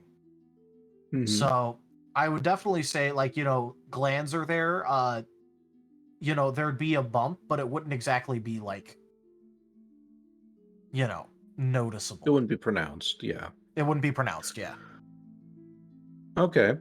So then perhaps the only true difference between the two, aside from the obvious sexual characteristics, is something like, say, the plumage. Yeah. For females, it could be that there's more of an emphasization on what do you call it? Shoot, I lost. We'll just say that for them they just have duller plumage because they don't have to attract a mate. Yeah. You could also Um, go for an angle on top of that where it's literally about the angles. Like could have it mhm. be more angular or broader depending on like how you're feeling as like a Okay. sexual characteristic. Basically to say like uh because like occasionally there wouldn't exactly be it wouldn't be a stretch to say that there could be a girl or two that could have like a brighter plumage just as a genetic mutation. Yeah. So it would be it would also be helpful if it like let's say for example like their plumage is a bit more angular, like the individual feathers.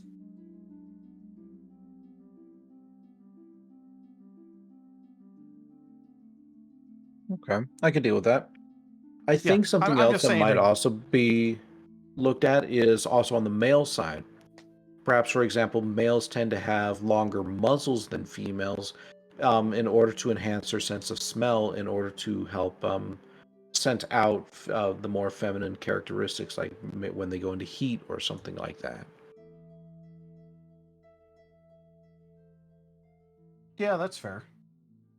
hmm I'm just spitballing here. I'm just trying to think of because Yeah, we have to look at it from sexual characteristics and body characteristics on both sides.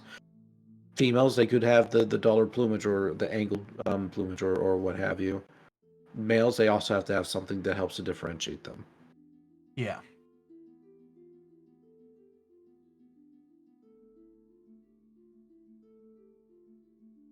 We could always go for the typical males are stronger, females are weaker, but I feel like that's a bit of a cop out, especially considering that we are looking at pack dynamics here, and we are looking at a sense of, well, both sexes obviously would have to climb in order to escape predators and hunt prey. yeah. So to me, having that difference doesn't really make much sense. Yeah, I mean, I'm gonna be honest here. I think the only real like important dimorphic aspect here that we're really trying to like highlight is the Dawnlanders and the Dusklanders having hmm like different characteristics. It's not supposed to be, oh hey, yeah, the males and females are very different. It's supposed to be the Dawnlanders and the Dusklanders that are the dimorphic Yeah, aspect here. yeah.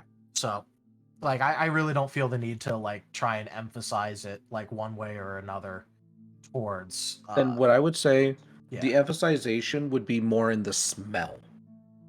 So males will have a more pronounced muzzle, females will have more pronounced smells. all right, Um, and we can just kind of call it good there. yeah,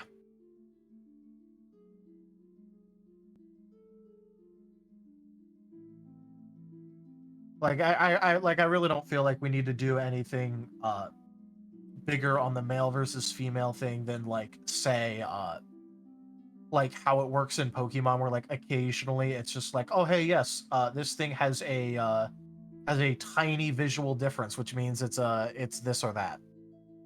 Yeah, Or like anything beyond that, I feel like it would I feel like it would kind of yeah, muddy and detract from the Dawnlander Dusklander I would agree. comparison thing. And obviously that's something that we can definitely revisit as need be. But I Yeah. feel comfortable leaving it as is, where there's just some slight differences, but they're not so pronounced. Like, it's not one of those things that if somebody were, like, say, another species were to come in and they were to look at the population, they'd be able to immediately tell, like, oh, that's a female, that's a male. Like elves or Yeah. dwarves, because everyone knows all dwarves have beards. Yeah. And who can really Uh, tell the difference between an elf man and an elf woman? uh, all right, but so I yeah, think I we mean, got something. What's up? I was just gonna say, yeah, I think we got this to like a really good point. I think so too. I think we've got something really solid. I would like to maybe give it one more pass over before I send in the final details. But I Yeah, do like this, and I'll just simply ask them to make more of an emphasis on the Dawn versus Dusklander. So let's make sure that we get all of our eggs in or ducks in a row, and get all that information down and typed up because they do want the lore as well. yeah. Um, for anything that you wrote down, would you mind sharing it with me? Yeah, here, let me make it into a more legible non-shorthand Sure. version because not gonna lie, obviously I've been very tired here. I've just been going off of pure excitement and adrenaline to come up with species, so I've been writing a lot of this in That's fine. personal shorthand, not in legible for other people reading hand. That's fine. Obviously, so long as we got the more generalized concepts, like we should be good, and then I can translate from there. Yeah.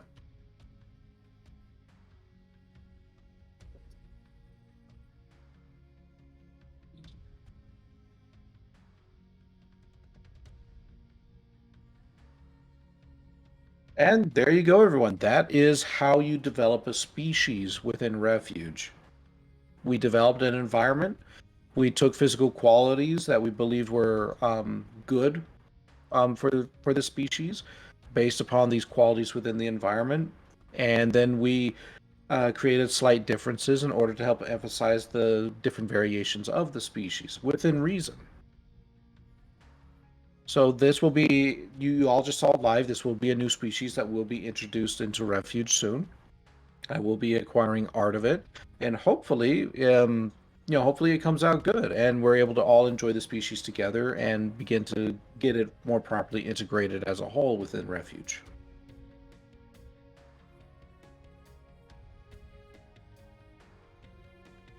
Yep.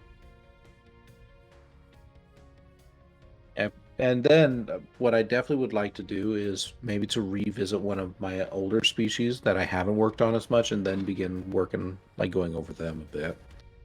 Because like some of them have very good solid concepts, but now they just need more specificity to them. And I in turn need to be able to commission some more specific art.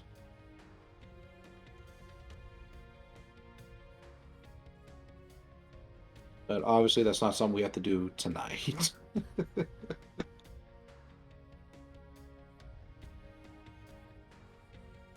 Like Yeah. how much do you know of some of my older species? Go ahead. I was just gonna say not much, but I was also just Okay. in the middle of saying, yeah. Not gonna lie, kind of shot for tonight because of the whole, woke up early. It's almost 5 a.m. World built a land and species on the to at least like a skeletal framework, which is normally not the work of a single night. Well, what can I say? Like, I guess the idea of bouncing was just good tonight. It was Yeah. plentiful. It was. No, like in all seriousness, it feels weird like having an actual legitimate skeletal framework of the entire species, basic cultural aspects, and everything after a single night. It feels really weird, my man. Well, I mean, I'll be honest. Like, this is the kind of practice that I do a lot. Like, when I say I've been developing Refuge on and off for over a decade, like these are the kind of sessions that I have with myself fairly frequently. Um, and honestly, you guys actually see that alive a lot with the poker roll game, where I'm creating a lot of stuff very much on the fly and integrating it into the campaign proper.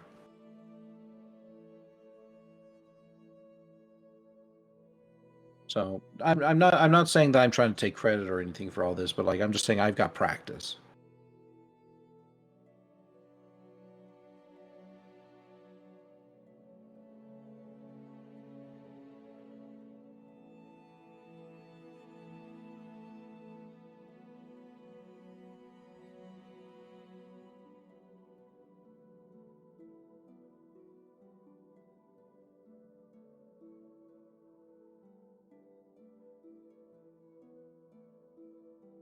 Huh. So for everyone in chat, what did you all think? What are some perceptions there, or did you all just kind of start tuning us out after a little bit? Not that I blame anyone.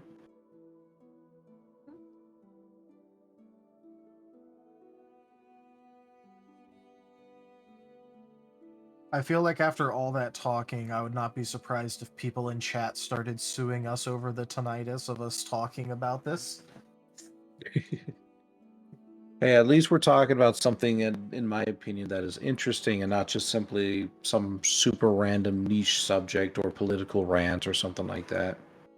Well, by definition, this is a very niche random subject. but you know. No, it's as wide as a world.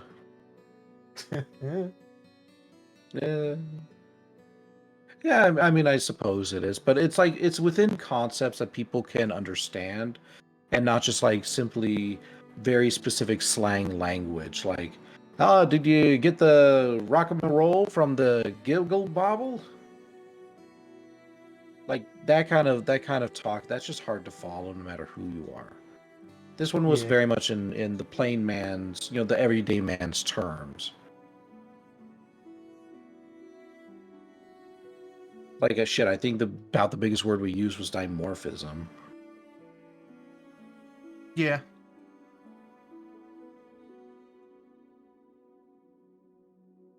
Then again, it was literally kind of what we were supposed, kind of just like the point of the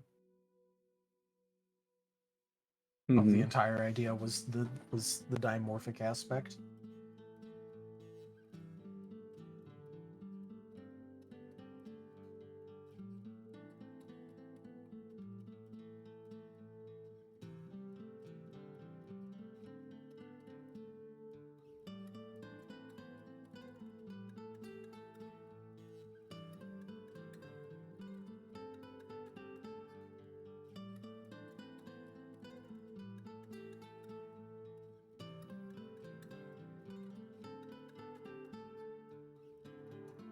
I've just been sitting here working on my own thing this entire time.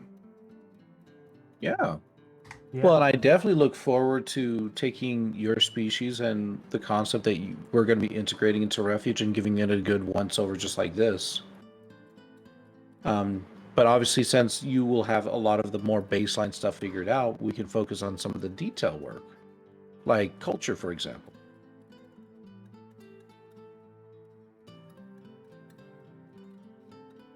Yeah.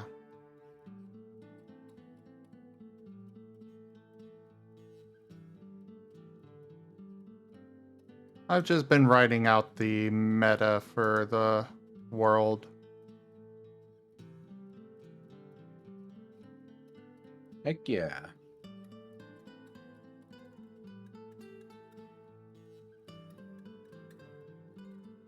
Now culture, that's going to be the next thing. What I need to do is I need to find a freaking artist who can actually do good outfits and cultural things. I think I might have a couple in mind, but like one of them says you can't take my art and use it to make commercial products or whatever. It's like, fuck, well, okay, I guess I can't use your stuff then. Yeah. It's like, I'm sorry, but at some point I do want to I don't necessarily want to turn this into something that's going to make me rich or whatever. That's not the point of this. But I do want to be able to get it out there. I want to spread it out to people, and well, that necessitates that kind of process. Also, in the interest of pure transparency, if I write a whole ass book, I want to get paid for whole ass book money. Well, exactly. You know? I mean, shit. I'm gonna be honest. I'm gonna be putting a lot of money into these things. I would like to see at least a little bit of a return on them, at least enough to pay for maybe one of the pictures inside of it.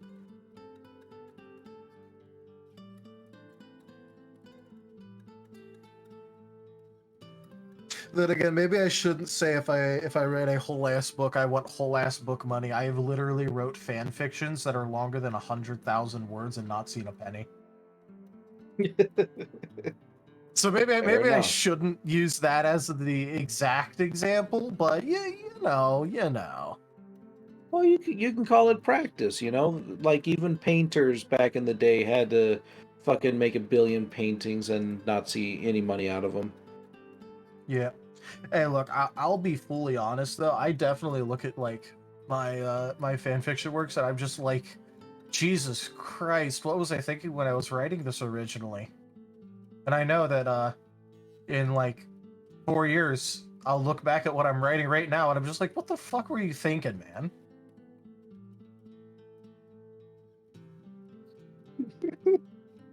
I'm just looking at it, just be like, wow, I got really wrapped up into this random asshole's just like fucking shit. No, it won't be on the topic. My topics of interest have remained very steady. It's more about the why the fuck would you phrase it this way, you absolute idiot? Or fair enough. this was the plot you came up with for this? I could think of 15 better plots on a napkin. It's definitely not on the topics of interest, though. Like, all the topics of interest have remained steady for years. You're talking to the guy that has over 30,000 hours in Age of Empires 2. And I was literally playing it earlier today. Oh, I know. I You know the look, shit about the game that I couldn't even like begin to either fathom or care.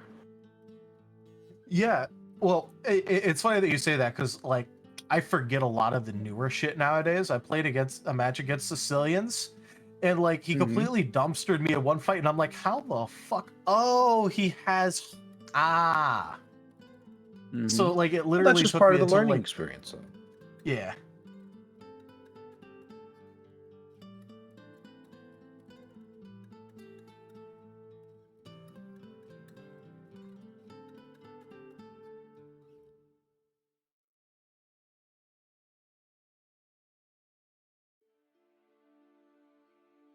Yeah.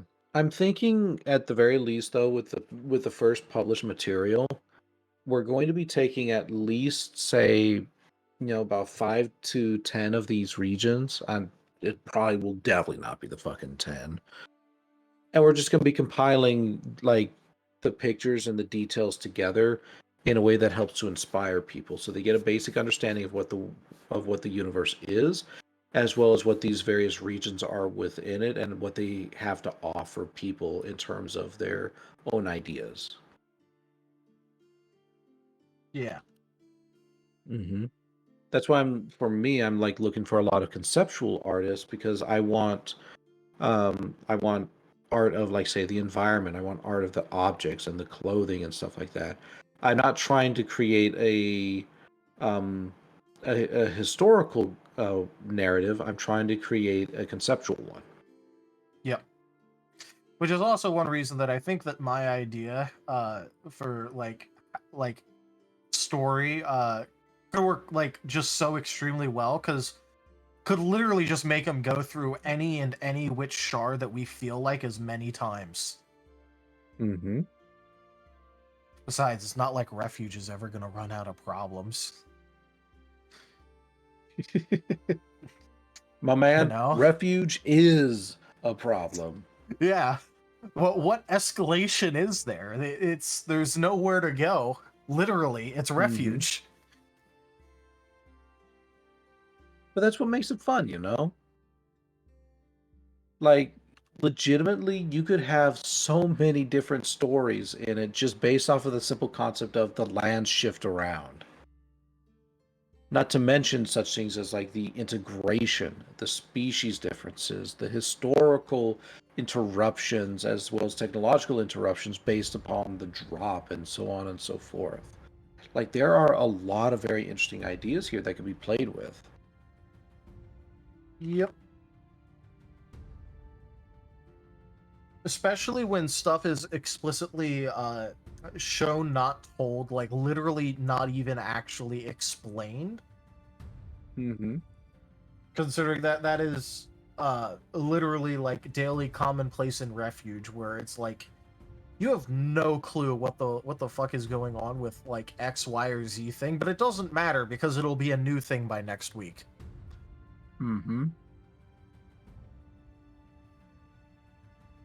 Was that a giant mech warrior talking to a random cowboy? Yes, it was. It's not the weirdest thing you'll see in the next hour. At least for, like, if you're traveling through lands.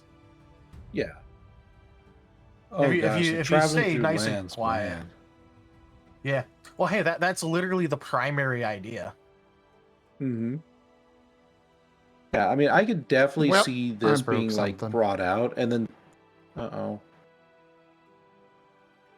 could definitely see this as being the main idea that I'm releasing, and then somebody just goes and makes a role-playing game based off of it, and it's just like, hey, we want to take this concept and we want to actually have like a D&D or Pathfinder campaign through it. It's like, oh, okay. Go for it. Assign your numbers. Hey, have fun. Let me know how it goes. Just make sure I get credit and, royalties.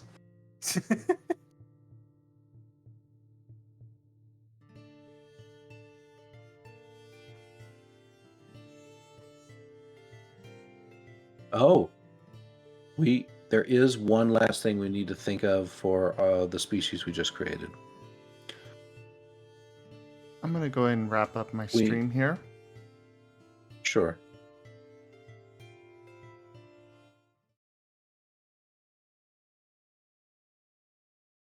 So everyone, while I didn't do a whole lot of talking, I definitely got a lot of work done today. On the Marceps, in particular, their meta, as World Anvil calls it. So there'll be a lot more to come, though. Check out our website, zgfgaming.com. We've got links for our Discord, Telegram, Twitter, Patreon, and more. There on the website, as well as down in the description below through our link tree. Thank you to my patrons, tippers, and subscribers. It is because of your support that I'm able to continue bringing these streams to you all. I really cannot do this without your guys' help and support, so thank you. Consider becoming a patron over at patreon.com/zgfgaming. It is one of the best ways to support the channel, though you can also do so by sharing the stream around, or by just coming by and hanging out, asking questions and such. But for now, thank you all so much for joining, and I bid you the most fondest adieu. Bye. Bye.